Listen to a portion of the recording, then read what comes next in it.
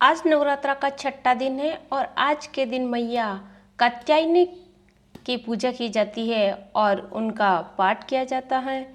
चंद्रहासो ज्वल कारासाइलवर वहाना कात्यायनी शुभम दद्या देवी दानं गातिनी।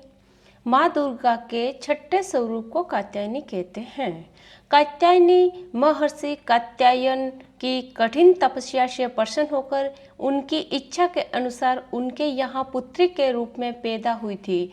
महर्षि कात्यायन ने सर्वप्रथम इनकी पूजा की थी, इसीलिए ये कात्यायनी के नाम से प्रसिद्ध हुई। माँ कात्यायनी अमोघ फलदायिनी है। दुर्गा पूजा के छठे दिन इनके स्वरूप की पूजा की जाती है। इस दिन साधक का मन आज्ञा चक्र में स्थित रहता है।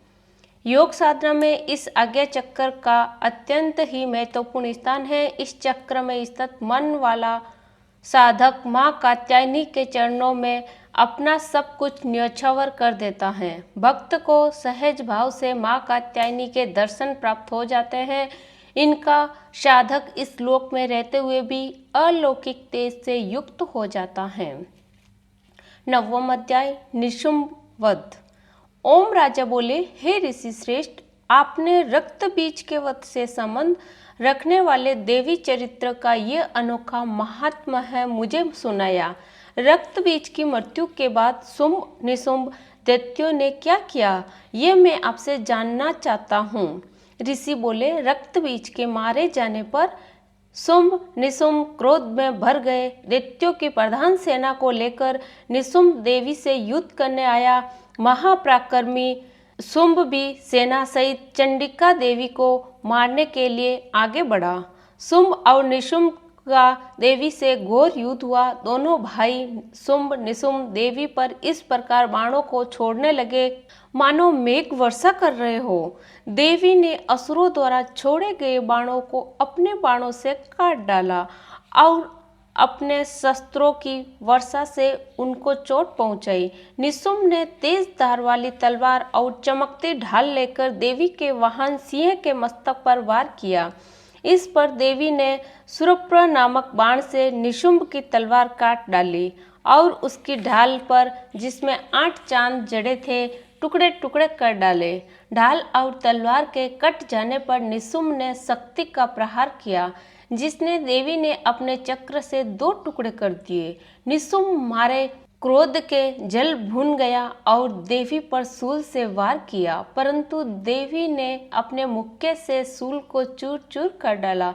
इसके बाद देवी पर उसने गधा से प्रहार किया। देवी ने त्रिशूल से गधा को काट दिया। अब वह फरसा लेकर देवी की ओर लपका। देवी ने अपने तीखे बाणों से घायल कर दिया।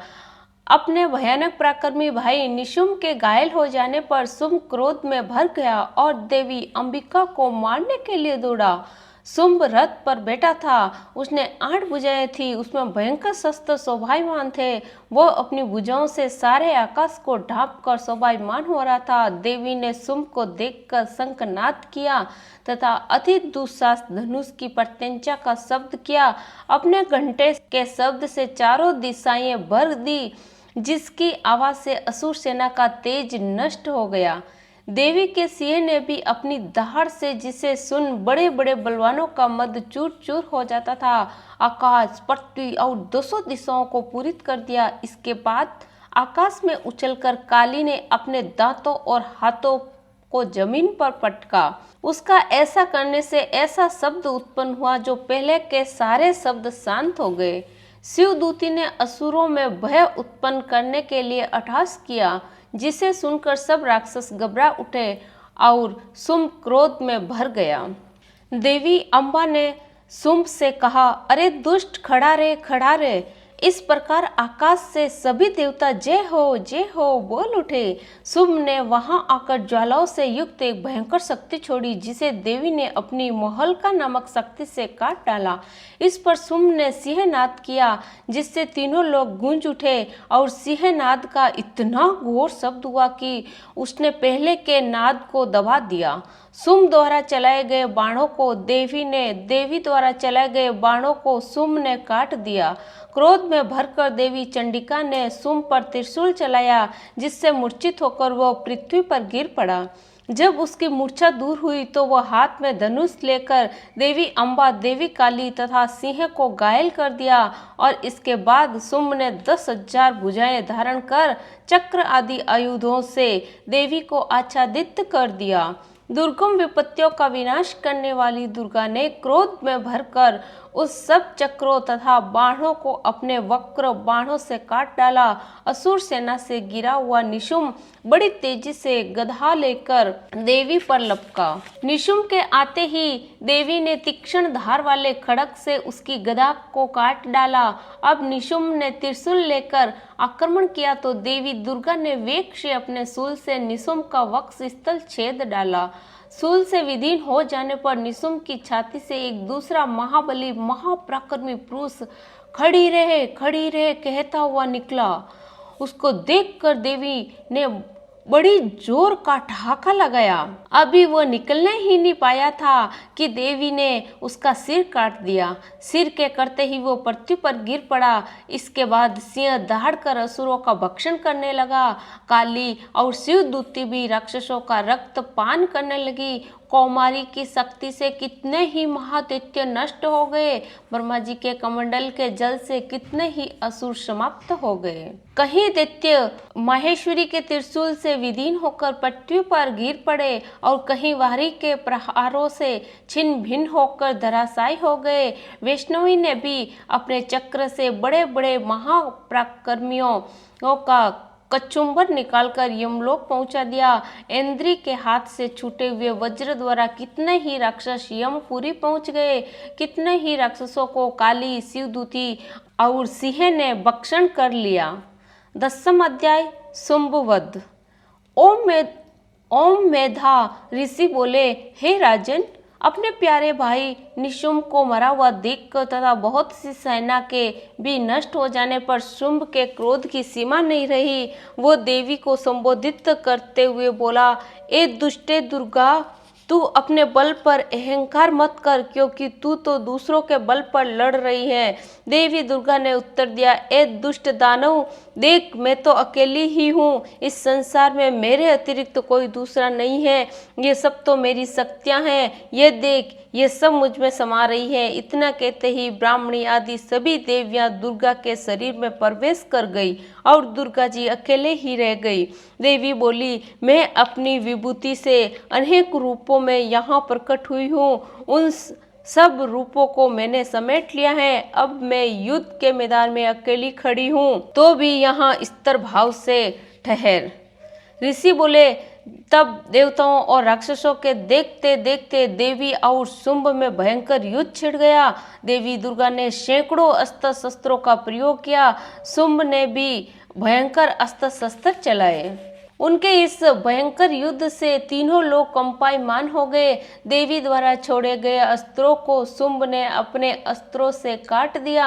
इसी प्रकार निशुंभ द्वारा चलाए गए अस्त्रों को देवी ने अपनी भयंकर हुंकार से भस्म कर दिया। दैत्यराज शुंभ ने सैकड़ों बाण एक साथ चलाकर देवी को ढक दिया, तो देवी ने अपने बाणों से शुंभ का धनुष ही काट दिया। धनुष के कट जाने पर शुंभ ने शक्ति का प्रयोग किया तो देवी ने उसे भी निस्तेज कर दिया। अब दैत्यराज शुंभ अपनी तलवार लेकर देवी की ओर लपका, परंतु देवी ने उसकी तलवार व ढाल दोनों ही काट दिया। दैत्यराज का युद्ध में घोड़ा मारा गया, रथ टूट गया और सारथी भी मर गया। अब निशुंभ भयंकर मुद्गर लेकर देवी की ओर लपका, तो देवी जगदम्बा ने अपने पैने बाणों से उसके मुद्गर को भी काट दिया। मुद्गर के टूट जाने पर शुंभ बड़े वेग से देवी को मुक्का मारने के लिए दौड़ा। जैसे ही शुंभ ने देवी की छाती पर मुक्का मारा तो देवी ने भी शुंभ की छाती पर एक चांटा मारा। देवी का चांटा पड़ते ही दैत्यराज शुंभ पृथ्वी पर गिर पड़ा, परंतु पुनः वो उठकर खड़ा हो गया। अब दैत्यराज शुंभ अचानक उछला और देवी को लेकर ऊपर आकाश में उड़ गया। अब देवी आकाश में भी शुंभ के साथ युद्ध करने लगी। उनके इस युद्ध में सिद्ध और मुनियों का विस्मय में डाल दिया। इसके बाद देवी ने शुंभ के साथ काफी समय तक युद्ध करने के बाद उसे उठाकर जोर से घुमाकर पृथ्वी पर पटक दिया। पृथ्वी पर पटके जाने पर भी वह दुष्ट आत्मा पुनः खड़ा होकर देवी का वध करने हेतु उनकी ओर बड़े वेग से दौड़ा। दैत्यराज शुंभ को अपनी ओर आते देख देवी अपने त्रिशूल से उसकी छाती छेद कर पृथ्वी पर गिरा दिया और देवी के त्रिशूल से घायल होने पर दैत्यराज शुंभ के प्राण पंखेरु उड़ गए और वो समुद्रों, द्वीपों और पर्वतों सहित समूची पृथ्वी को कंपायमान करता हुआ पृथ्वी पर आ गया और उस दुष्ट असुर के मरते ही मारा संसार और प्रसन्नता से नाच उठा। पहले जो अनिष्ट सूचक मेघ और उल्कापात होते थे वे सभी शांत हो गए। नदियां अपने सही मार्ग से बहने लगी। देवगण बड़े प्रसन्न हुए तथा गंधर्व सुंदर गीत गाने लगे, बाजे बजने लगे, अप्सराएं नाचने लगी, स्वच्छ वायु बहने लगी, सूर्य की उत्तम प्रभा हो गई, यज्ञादिकों की अग्नियां माँ को शांत हो गई थी। अब वह प्रज्वलित हो गई तथा संपूर्ण दिशाओं का हाहाकार शांत हो गया। प्रजा सुखी हो गई और सर्वत्र शांति स्थापित हो गई। बोलिए कात्यायनी माँ की जय हो। आप भी मैया के भक्त हैं तो कमेंट्स में जय माता दी जरूर लिखें।